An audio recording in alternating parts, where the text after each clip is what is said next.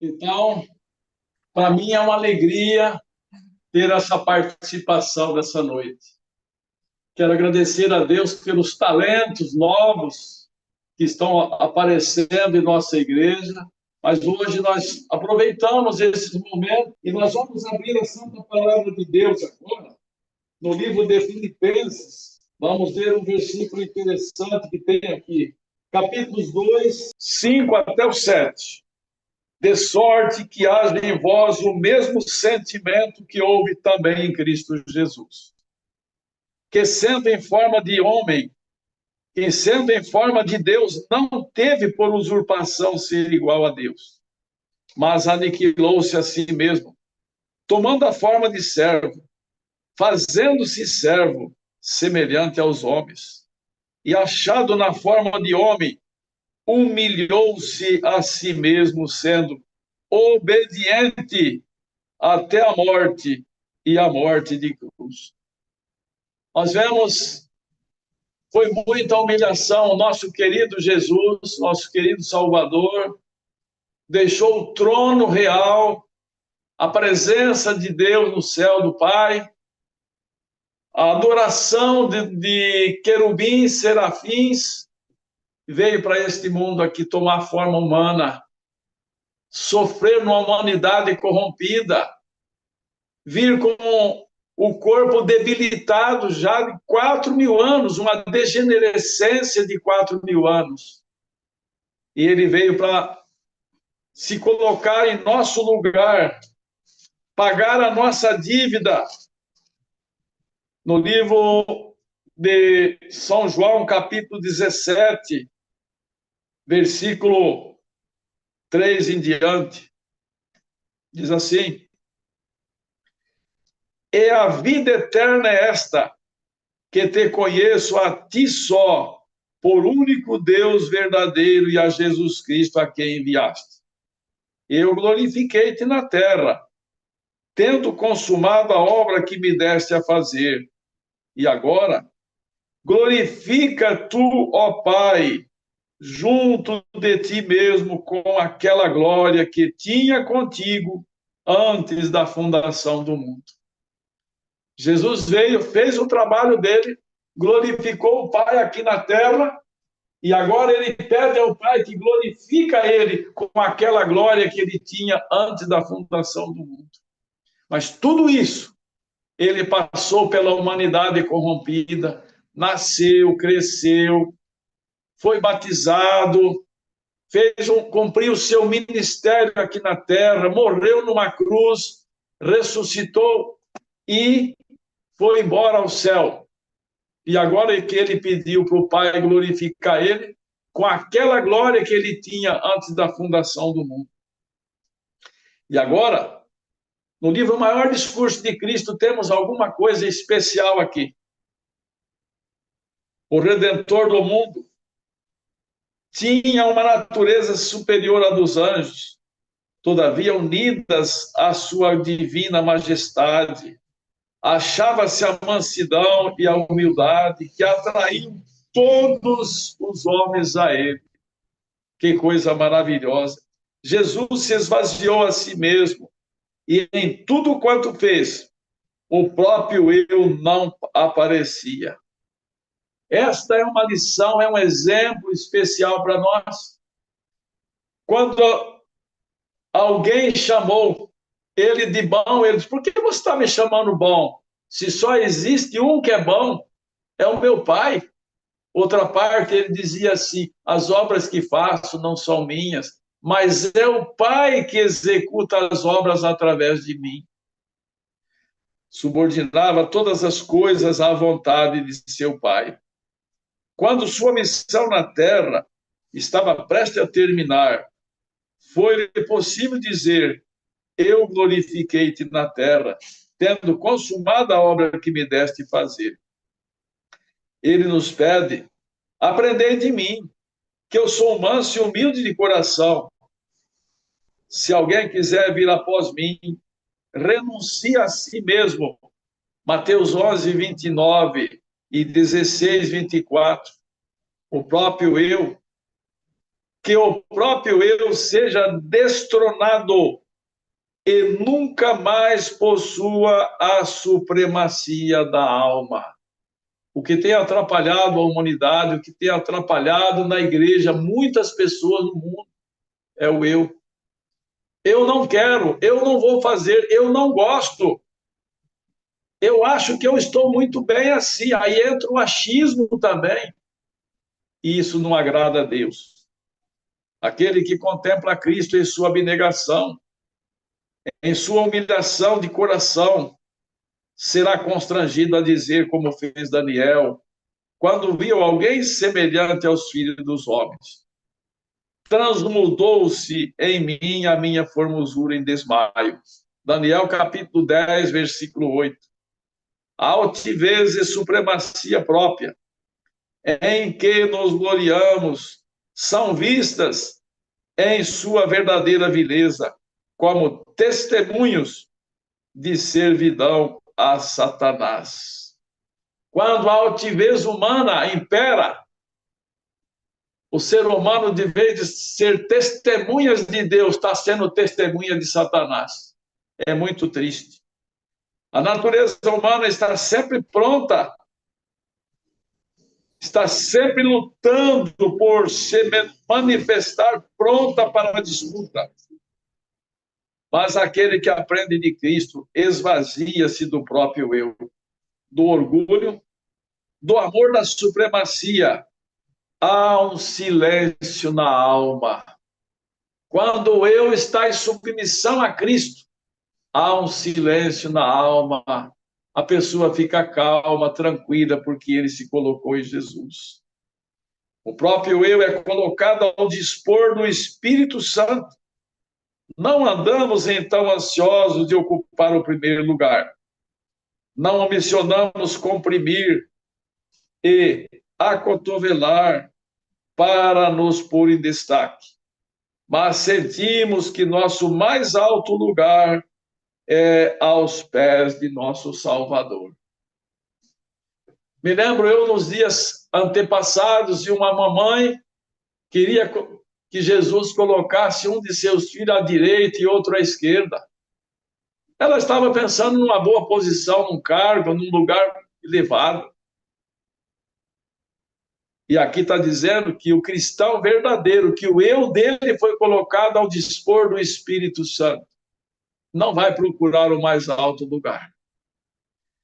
Olhamos para Jesus, esperando que sua mão nos conduza, escutando sua voz em busca de guia. O apóstolo Paulo teve essa experiência e disse: já estou crucificado com Cristo, e vivo não mais eu, mas Cristo vive em mim. E a vida que agora vivo na carne, vivo-a na fé do Filho de Deus, o qual me amou e se entregou a si mesmo. Gálatas capítulo 2, versículos 20. Quando recebemos a Cristo na alma, como hóspede permanente, a paz de Deus, que excede a todo entendimento, guarda nosso coração e espírito em Cristo Jesus. Quando nós recebemos esta paz em nosso coração, a paz que excede todo entendimento, guarda nosso coração e espírito em Jesus Cristo. A vida do Salvador na terra, embora passada em meio de conflito, foi uma vida de paz. Conquanto irados inimigos o estivesse sempre perseguindo, ele disse: aquele que me enviou está comigo. O Pai não tem me deixado só, porque eu faço sempre o que lhe agrada. Nunca o pai deixou o filho sozinho, porque ele sempre fazia, realizava aquilo que agradava ao pai.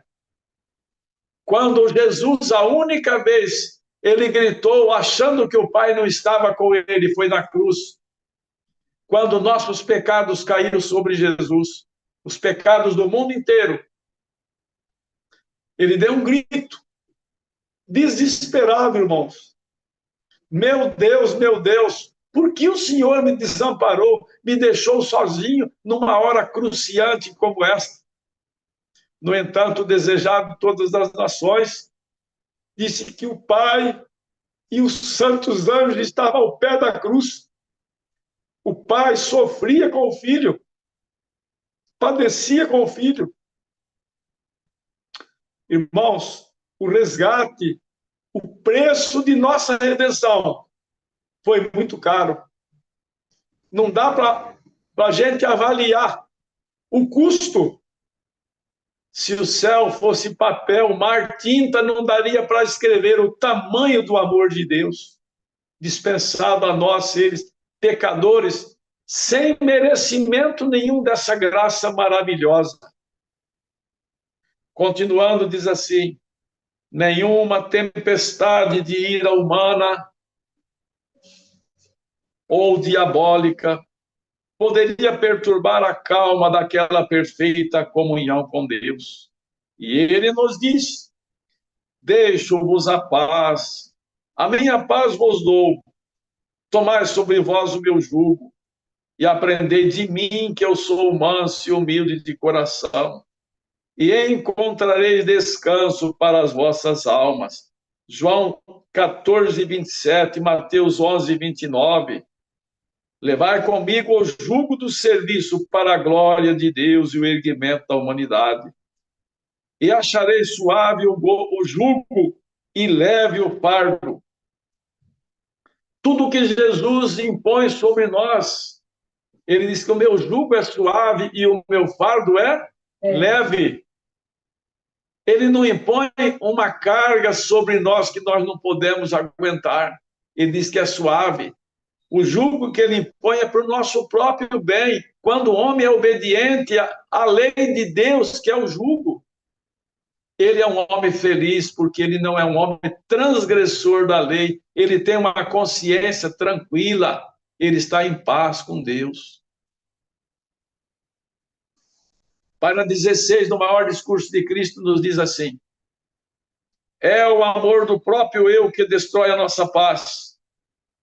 Enquanto eu está bem vivo, enquanto estamos continuamente prontos a preservá-lo de mortificação e insulto, mas se estamos mortos e a nossa vida está escondida com Cristo em Deus, não levaremos a sério as desatenções e indiferenças. Seremos surdos às censuras e cegos à zombaria e ao insulto. Tudo o que nós sentimos e passamos, o desprezo, as pessoas acusando, não importa. Se nós estamos mortos, se a nossa vida está escondida com Cristo em Deus, se o nosso eu está ao dispor do Espírito Santo, não tem problema. Jesus não disse que a nossa caminhada, a nossa viagem em direção ao céu seria fácil. Ele só disse algo: no mundo tereis aflições, mas tende bom ânimo, porque eu passei por este mundo. A caridade, o amor, ela é sofredora, é benigna. A caridade não é invejosa, a caridade não trata com leviandade, não se ensoberbece, não se porta com indecência, não busca os seus interesses, não se irrita, não suspeita mal, não folga com a injustiça, mas folga com a verdade. Tudo sofre, tudo crê, tudo suporta. A caridade nunca falha. 1 Coríntios, capítulos 13, versículos 4 a 8. O amor de Deus em nós deve nos levar, se nós não atrapalharmos a obra de Deus em nós, este amor deve levar-nos a viver como Jesus viveu aqui na terra, amando os irmãos, não interessa, a despeito de tudo que acontecer nessa terra, nós temos que olhar, Jesus é o centro. Se olharmos para o ser humano é tão fraco quanto nós mesmos. e pode também fracassar. Mas a Bíblia também diz que o justo cai 7 vezes, mas ele não fica onde? Caído, irmãos. Ele se levanta de novo, olha para Jesus e prossegue o caminho. Ainda na sequência da leitura diz assim: a felicidade derivada de fontes terrenas é tão mutável como o pode tornar as várias circunstâncias. A paz de Cristo, porém, é constante e permanente. Uma pessoa que tem a paz de Cristo no coração, ele está em paz com Jesus até diante da morte. Nada pode derrubar essa perfeita comunhão, essa paz que excede todo entendimento. Ela não depende de qualquer circunstância da vida, da quantidade de bens mundanos, do número de amigos. Cristo é a fonte de água viva e a felicidade que dele emana não pode jamais falhar.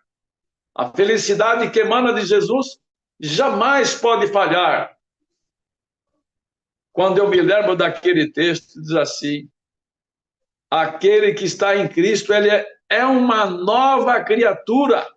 Aí nos lembramos, as coisas velhas já passaram, é vida nova. A mansidão de Cristo, manifestada no lar, tornará felizes os membros da família. Se isso acontecer no lar, vai ser uma família feliz. Ela não provoca disputas, não dá más respostas, mas acalma o gênio irritado e difunde uma suavidade que se faz sentir por todos os que se acham dentro do aprazível ambiente. Sempre que é nutrida, torna as famílias da terra uma parte da grande família do céu. Caros irmãos, o amor de Deus, a felicidade que vem de Deus, torna a pessoa, torna o cristianismo bem, as pessoas bem educadas. As pessoas vão viver felizes em seus lares. Vai haver união. Jesus, quando viajou para o céu, pediu: Pai, quero que os meus filhinhos que ficaram na terra, que eles sejam tão unidos como eu e o Pai somos um. Não peço que o Senhor tire agora eles da terra, mas que o Senhor livre eles do mal, porque o mal está aí. E agora aqui diz assim: muito melhor nos é sofrer sob a falsa acusação do que nos infligirmos a nós mesmos a tortura da desforra sobre nossos inimigos. O espírito de ódio e vingança teve sua origem em Satanás e só pode trazer mal sobre aquele que o nutre. Humildade de coração, aquela mansidão que é o fruto de permanecer em Cristo, é o verdadeiro segredo da bênção. Ele adornará os mansos com a salvação. Irmãos, por isso que nosso eu tem que ser destruído. Por isso que nós temos que estar unidos a Cristo. Jesus, quando maltratado, quando sofrido, espezinhado, ele fez uma oração e disse: Pai, perdoa eles porque eles não sabem o que fazem. Sabe por que há os problemas familiares? Sabe que há os problemas desse mundo? Sabe por quê? Porque as pessoas têm o seu eu vivo. O seu eu está bem vivo. Ah, eu não aguento isso. O esposo faz desse jeito, eu não aguento. Aí a esposa faz desse, eu também não aguento. Sabe o que é isso? O eu não morreu ainda. Quando nós colocarmos nosso eu ao dispor, à disposição do Espírito Santo, tudo vai ficar fácil. Você não consegue viver sozinho, pede ajuda. Senhor, toma-me pela mão, guia-me, cuida de mim, da minha vida, dirige os meus passos. Porque caminhar sem Jesus é tropeçar e cair em todo momento. Não tem como. E aqui, um pedacinho mais, estamos concluindo já. Os mansos herdarão a terra. Foi mediante o desejo de exaltação própria que o pecado entrou no mundo. E nossos primeiros pais perderam o domínio sobre a bela terra. Seu reino, a bela terra, o seu reino, é mediante a abnegação que Cristo redime o que se havia perdido. E ele diz que devemos vencer como ele venceu. Apocalipse 3, 21. Por meio da humildade, a renúncia do próprio eu, podemos tornar-nos coerdeiros com ele quando os mansos herdarem a terra. Salmos capítulo 37, versículo 11.